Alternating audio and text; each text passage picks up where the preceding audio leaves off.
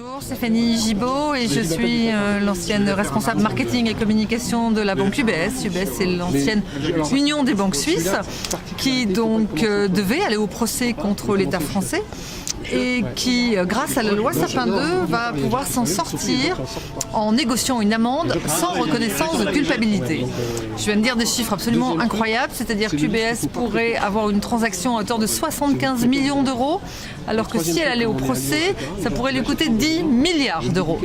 Alors, au milieu de tout ça, il y a des lanceurs d'alerte, en tout cas sur l'affaire UBS, il y a notamment moi qui ai sorti ce livre qui s'appelle « La femme qui en savait vraiment trop », parce qu'effectivement, à mon niveau, je n'aurais jamais dû découvrir ce que j'ai découvert, qui est donc ce que vous avez entendu, puisque moi je suis dans ce combat depuis presque 10 années, l'évasion fiscale et le blanchiment de capitaux en bande organisée. Depuis, vous avez eu droit à l'affaire LuxLeaks, l'affaire SwissLeaks, l'affaire Panama Papers, l'affaire Bahamas Papers.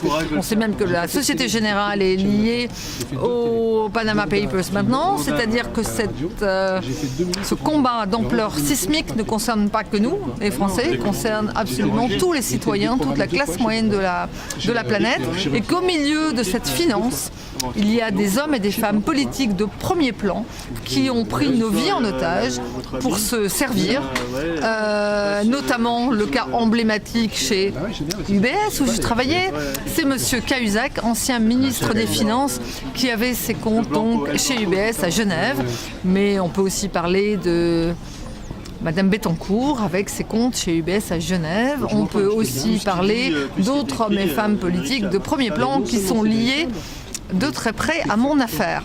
Donc, si je vous prends ces 10 dernières années, si je vous fais un zoom arrière, on a M. Moscovici, ministre des Finances, fin 2013, qui nomme à la commission des sanctions de l'AMF. Donc l'AMF, c'est les autorités des marchés financiers en France, le gendarme des banques, qui nomme donc à la commission des sanctions de l'AMF, alors que UBS est déjà mise en examen, la déontologue d'UBS. Donc vous voyez tous ces mariages incestueux entre les autorités de contrôle, qui sont là a priori pour contrôler les banques, ces mariages incestueux entre les politiques, les autorités de contrôle et les banquiers, ça suffit. Moi je milite pour que les dirigeants des banques et les responsables des banques aillent tous en prison.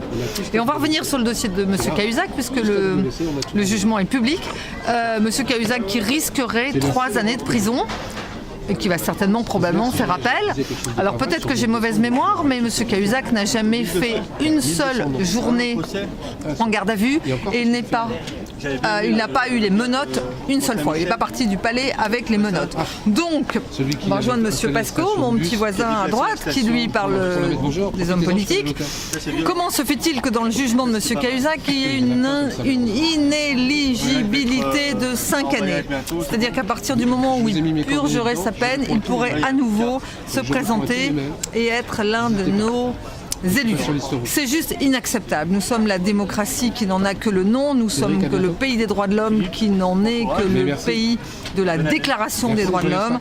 J'arrive de Moscou où j'ai donné 4 interviews télévisées.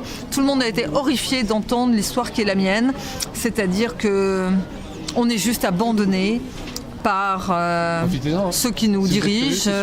10 ans, donc c'est 2 quinquennats pour moi.